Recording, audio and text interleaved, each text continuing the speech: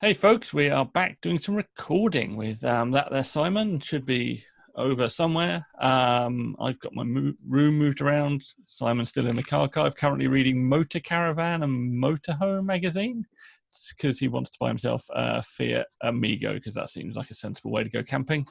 Yeah, they do a group test with a Daihatsu as well. It's a really good read, actually. It tells you all about it. Yeah, February 1981. That's my only copy of Motor Caravan and Motorhome. I wonder if they did more than one issue, or whether or not people were somewhat less wowed by the fact that they were doing group reviews on tiny little camper vans. You couldn't imagine many people subscribing to it. I would think you buy it and go, "Well, I'll get one of those one day," and then, I don't know. It's a bit like when you move house and you buy some issues of Elle Decoration or Home Life or whatever because you've moved house and you want to know some stuff that might inspire you to decorate. But after 4 years in the same place, it's not happening. That sounds like something you'd do. I didn't even know such magazines existed. Although, I suppose I watched Grand Designs and stuff like that like anyone else. But there you go. Anyway, right, let's do a car thing, shall we? Let's do it. Look at some of your drawings today. I think that seems like a good idea. So I'm going to hit my share screen button and get this and then get that. There it is. I like it. Yes. Yeah. It's good, isn't it? So this is 2CV or is this some such other thing? It's an actual 2CV. Okay. I didn't want it to be like some weird limited thing that was a 2CV but is actually also some special thing that you've picked out.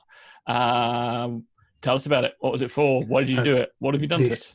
This was for Street Machine, and this is, I've still got a hankering for something French, something small engined and fun to lower. This is essentially a nice cowlook 2CV, which you've probably spotted. It's definitely cowlooked. It's got that set of Porsche wheels on it. I've used those a few times. You probably recognise them. Why would you draw the same set of wheels when you just got them in stock?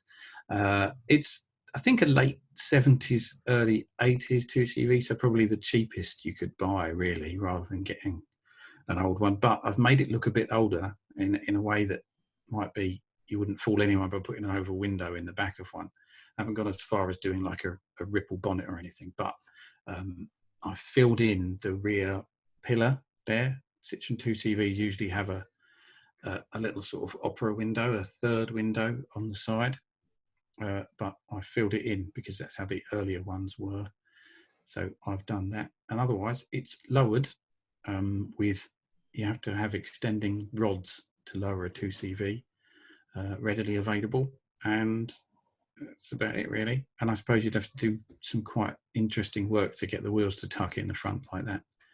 The wheels, which are Fouche or Fouque, whatever you want to call them, intended for Porsches or Volkswagens these days, but in this case have been adapted to fit a lovely 2CV.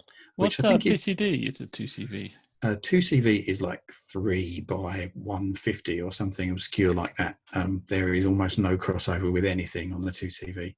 And obviously Porsche is 5 by 130, which you'd know because you've got Porsche. Awesome. I like this for two very distinct reasons. Firstly, pretty much everyone we've talked to on the podcasts so far that we've interviewed has had some dealings with 2CVs at some point, often first cars. And I like to see kind of the imagination that you can put to first cars. I mean, 2CVs, whilst they're more expensive than they once were, are still not an insanely expensive car to buy in reasonable condition now. And secondly, I love applying the cowlook thing to other cars, but I like this more because it's applied to a similar era of car.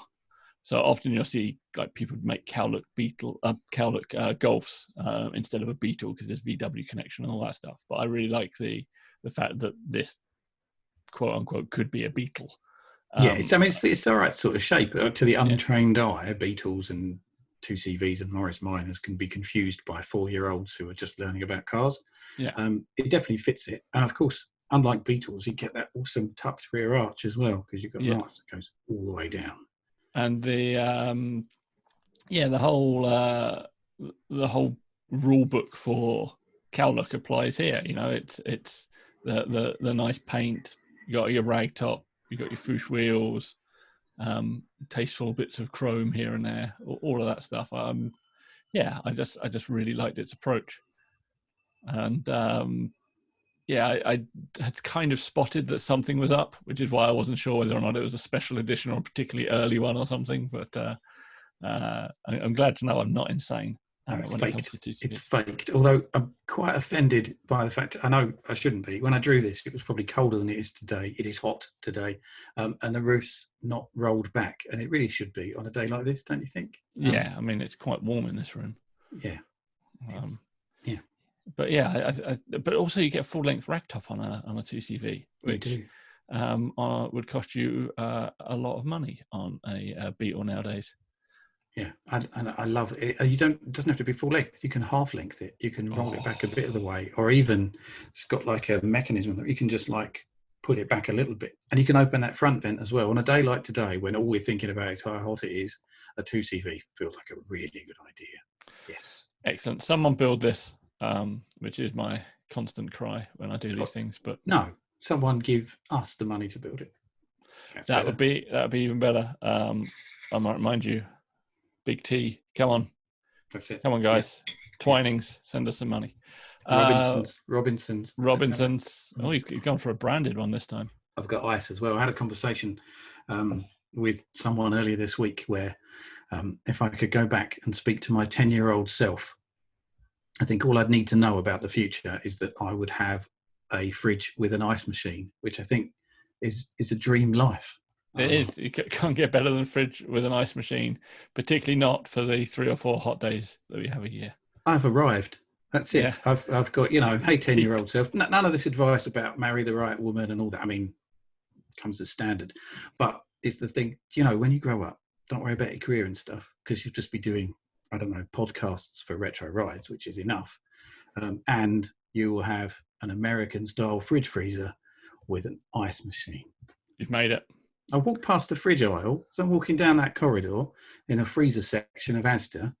I say to Nadine, do we need any ice? She goes, no, Simon, no, we don't. We've got an American-style fridge freezer at home. You've made it. I still have an ice tray. Hold on. It's like the 70s. Well, you better not meet your 10-year-old self then, because he's going to be disgusted with your behaviour. To be fair, he's probably fairly disappointed with me. You could tell him you got a Porsche, I suppose. It's about to go off to the garage. I broke it. Finally, I broke it much more than it was already broken. We will discuss that in due course. Oh dear! Look at this; it's got Fouche as well. Oh dear! Not just Fouche; it's the same set of Fouche. Can you go back to the other one? Can you do that? Yeah. Tricks of the trade. Oh, I have to re-angle them. I think I might have redrawn them. I don't know. Are they the same set? It's difficult. Yeah, they're the same. They're the same set. Wheels. You can look at the shading. They're the same set. Yeah, but I've added on the 2CV. It must be a brighter day because they've got a little sparkle. Go back to the 2CV. Again. Oh goodness, there we go. They do the little sparkle there. Look at on the back one, even though there's almost no light falling on it. Yeah, there's definitely no light. It's just be a shadow. It was too much. It was too sparkly for a Skoda. So I picked this kind of for a similar reason that I picked the first one. Yeah.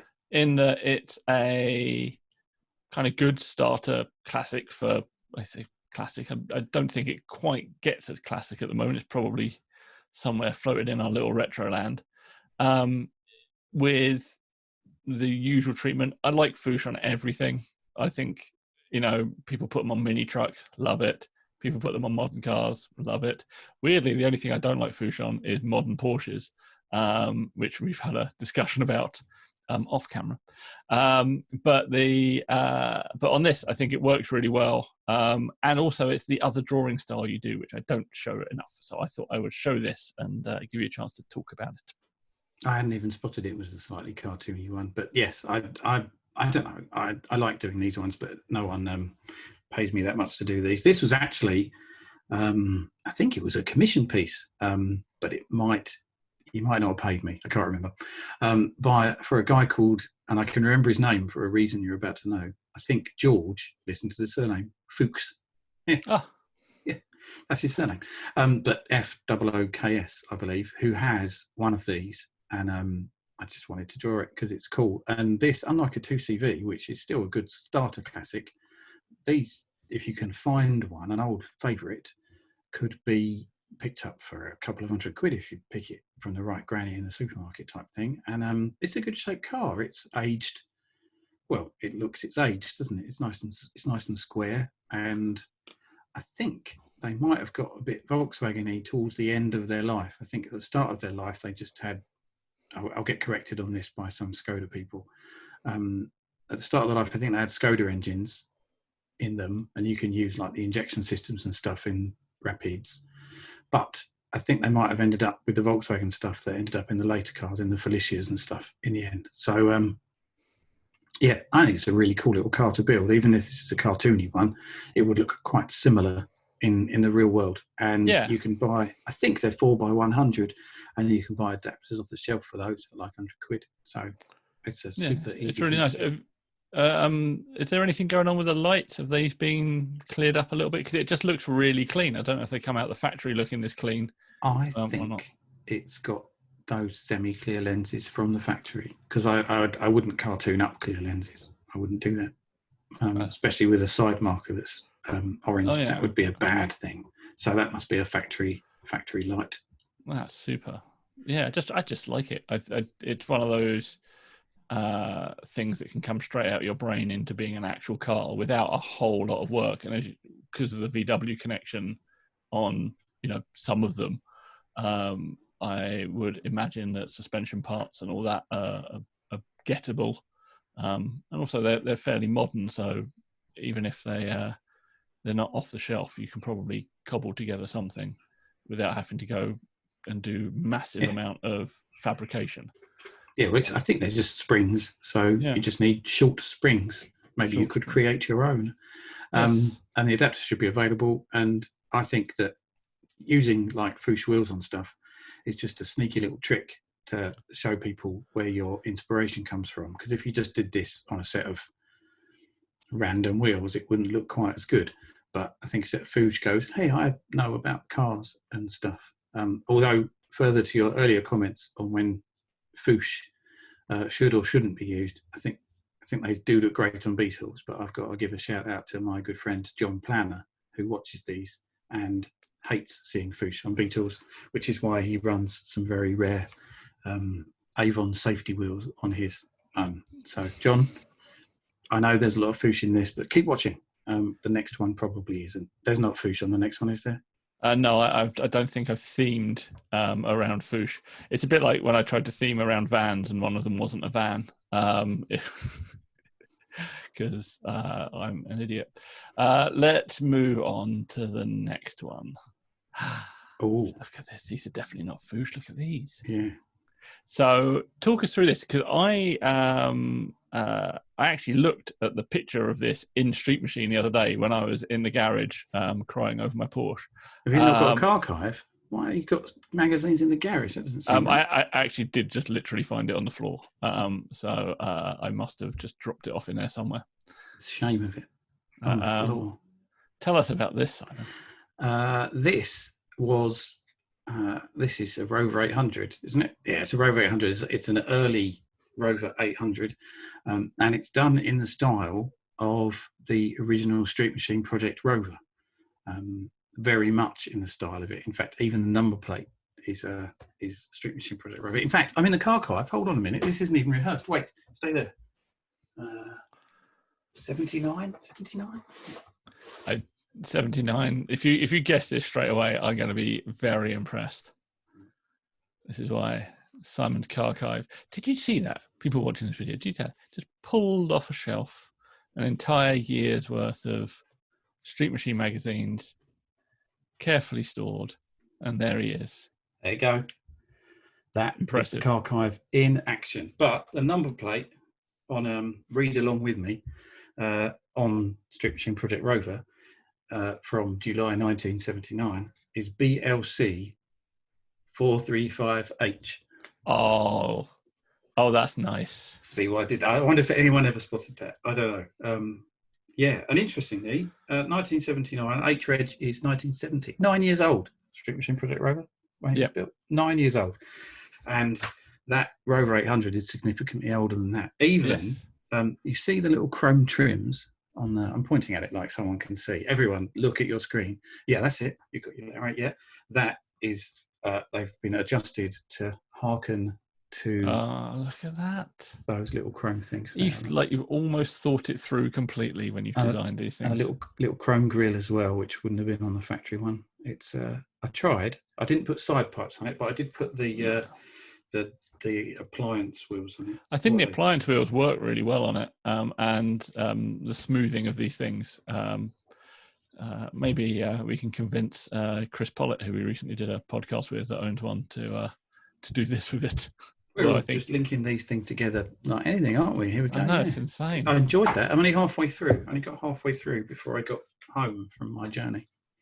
It's an enjoyable podcast, but yeah, he has one of these which he's trying to get working again. But yeah, let's see if we can get him to smooth it and slam it on appliance. His is a fastback one, though, isn't it? Yeah, I've actually drawn that for him. I've done an illustrator. He commissioned me to do that, I think. Oh, that's lovely. Yeah. I just really like this. I think it's a bit of one of those unloved cars that you can pick up for vaguely peanuts now and just have something insane. But I really like the fact that it's connected to the original Street Machine Project Rover, and the way you've taken the ideas from that and incorporated them into this. It's got even. I'm looking at the original issue again. Even the arches are modified in a similar way, I think. Yeah, it's all there. But that's an interesting thing as well. Hasn't got the side pipes, but the original had shaved door handles as well. I think it's knowing when to stop as well. I think side pipes on this would be too much. No, I don't know. I wish I'd have done it now. No. I would not have been on board with the side pipes. I think that what this does is it takes that old style custom from 79 and modernizes it, whilst still obviously keeping touch with what exactly was happening with the older car. But the side pipes would have been too much of a 70s throwback. And I think this is just the right side of being a modernized version of that. Yeah, it does. It's nice and stancy, isn't it? I mean, that's I could have sort of raised it up because the original Street Machine Project Rover is quite high. It's quite a high riding thing. And you couldn't do that. That would be a bit iffy. And that's what's great about it. The modern thing is not building high riding cars or cars with nose down rake or whatever. It's about modern thing is about having low cars and has been for a while. So yeah, it's really good to have modernized that into this. I was trying to think what you could do it with that was a 7-year-old car, certainly not a Rover. The destruction of the British motor industry. Probably do it with an old BMW or something. I don't know. You want something flat and square. I mean, actually, like 7-year-old cars aren't very old at all, are they? No, not very old at all. If you think about that, it's a modern car. Yeah. My daily driver is about that. It's shocking. God, Street Machine and then modern car modifications. I know, that's it. People go, oh no, that's too new for Street Machine. In fact, back to another podcast, as Dave was saying the other day, you may have even mentioned Project Rover. I can't remember, but yeah, that's the cover car on the 3rd or 4th issue is less than 10 years old. It's nuts. Anyway, someone also, as with all of these things, someone build this. I'm going to stop sharing now. There we are. We're back again. We're back in the room. Hey. God, it's great to use the car archive, Simon. It was good, wasn't it? I enjoyed that. I don't think I could do it with everything, but no. I've done it. I've been on, in lockdown Zoom meetings, like club meets, virtual club meets. I've managed to quickly nip into the car archive and get a magazine. And you challenged me to find a Dodge Polara the other day as well, didn't you? Yes. And I found that relatively quickly. I knew roughly when it was, and it was in custom cars here, and I did get it, and I even managed to find, because in the write up it said where the guy bought it from. I don't know. And he'd got it from a previous issue, and I found the previous issue, and also found that it was wrong because it wasn't in there. It was the one before that. God, I'm boring. What a boring man. What a wonderful human you are, Simon. Let's go with that. I love it. Nice. He's an amazing person. Right. I think that's us for Simon's drawings this time. I hope you're enjoying them. We have another folder full of them. Although eventually we're going to run out of them, and I'm just going to have to start commissioning to draw stuff. And then I won't be able to say, why did you draw this? Because the answer will be, because you told me to, David. But that is you paid me to.